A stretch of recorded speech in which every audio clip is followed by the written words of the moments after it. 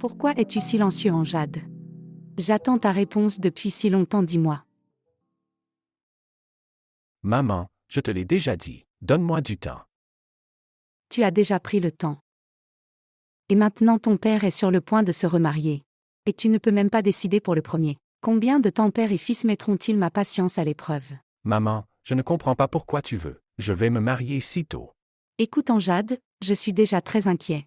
Aujourd'hui, ton père a dit avec des mots clairs qu'il veut épouser Femeda. Et j'ai dit oui aussi. Je ne peux plus protéger ton père. L'homme qui n'a pas pu être le mien depuis tant d'années.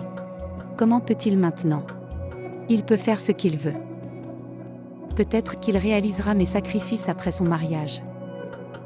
Comment lui as-tu donné la permission? Autorisation? Je viens de me protéger. Au moins je pourrais dire ça aux gens. Qu'il m'a demandé la permission avant de le faire. Je laisse ton père faire ce qu'il veut. Quand il ne se soucie pas de moi, pourquoi devrais-je? Mais Amjad, tu es mon fils. Ton paradis est sous mes pieds. Si tu as aussi suivi les traces de ton père. Je devrais juste mourir alors, n'est-ce pas? Je devrais juste me suicider. Quand je mourrai. Alors vous pouvez tous faire ce que vous voulez. Ok maman. Mon bonheur m'a été arraché. Mais pour ton bonheur, je suis prêt à épouser Batoul. Vraiment? Est-ce que tu vas le faire, Amjad? Amjad, tu as dit oui pour le bonheur de ta maman. Attends juste une montre. Tu réussiras dans tous les domaines de la vie. Tu gagneras toujours. La prière de ta mère sera toujours avec toi. Je parlerai à Zulkarnain et Ruqayya aujourd'hui.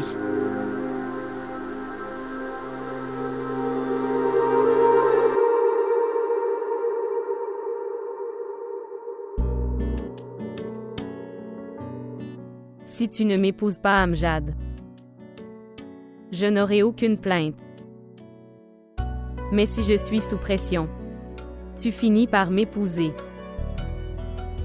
Ne me trompe pas. Comme tante Hajra et maman, je ne veux pas vivre ma vie. Sœur, notre bonheur est dans ton bonheur, d'accord. Nous avions déjà dit oui pour ton bonheur. Mais toi? Je suis allée chez Femeda donc nous avons reculé aussi. Oh Ruqayya, comment suis-je censée te le dire? À quel point j'étais liée? Ce qui est bien, c'est qu'Amjad en est content maintenant. Il m'a envoyé ici lui-même. Vraiment. C'est une très bonne nouvelle. Quelles que soient vos préparations, faites-les vite, d'accord, comme. Pourquoi voudrions-nous le retarder? Ça va, ma sœur, mais... Najib aurait dû venir avec toi pour la proposition. Zulkarnain, qu'est-ce que tu dis? Je suis venu ici avec son consentement. Il n'a aucun problème avec ça. S'il n'est pas contre, pourquoi n'est-il pas venu? Ô Zulkarnain, que dois-je te dire maintenant? Ce qu'il a fait. Il est plus inquiet pour son mariage que pour ses fils. Je sais tout, sœur.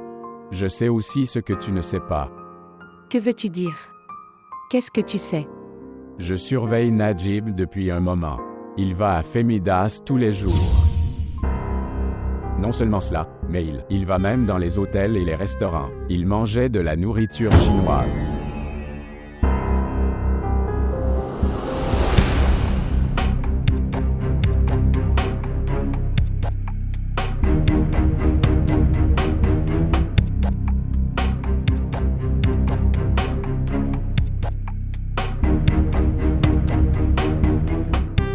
Sœur Najib a franchi la ligne maintenant. Oh mon Dieu, qu'est-ce qui se passe? Sœur, fais quelque chose. Je ne veux pas qu'un jour Najib amène Femeda comme épouse. Une fois qu'Amjad et Batoul se marient, alors, et ensuite je mènerai ouvertement un énorme combat pour décider ce que l'Amérique fait à l'Afghanistan. Si je ne fais pas ça à Najib Ahmed, je ne m'appelle pas Hajra Parvin. Tu peux voir Zulkarnain. Il se fera tuer dans l'illusion qu'il gagne. Ce sera sa défaite en réalité. Mais pour le moment je ne veux rien faire. Ça pourrait être une bosse dans le mariage d'Amjad et Batoul. Sœur, je dis que tu le contrôles en ce moment. Lui donner un effet de levier ne te fera pas de bien. Je te dis. Ne t'inquiète pas, Zulkarnain. Ta sœur n'est pas si inutile, d'accord. Une fois que j'en aurai fini avec Amjad et Batoul Marej, alors tu verras ce que je ferai à Najib Ahmed. Ok, ma sœur, ce qui te convient le mieux. Vous parlez tous les deux. Je reviendrai. Sœur, je ne m'attendais pas du tout à ça de la part de mon frère Najib. Je pensais qu'ils auraient changé maintenant. Il a changé. Mais peu importe. Peu importe à quel point un homme peut être intelligent, l'enfer ne bat jamais une femme. Ne t'inquiète pas, je vais m'occuper de lui. As-tu pensé à quelque chose? Comment vas-tu l'arrêter? En voyant tout ça, j'ai l'impression que c'est hors de ta portée. Regarde jusqu'à ce que fait Meda et le fardeau de ces deux. Fille jusque-là. Elle gardera Najib Ahmed autour de ses doigts. Mais elle ne veut pas l'épouser. C'est vrai Ruqayya, c'est sûr.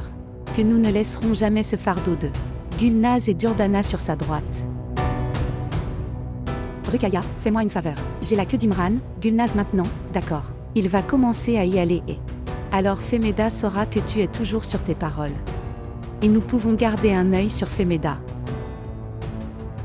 Tu as tout à fait raison, tante. Je parlerai à Imran aujourd'hui, d'accord. Ok, Ruqayya, appelle au moins Batoul, je lui ai apporté une bague. D'accord. Batoul.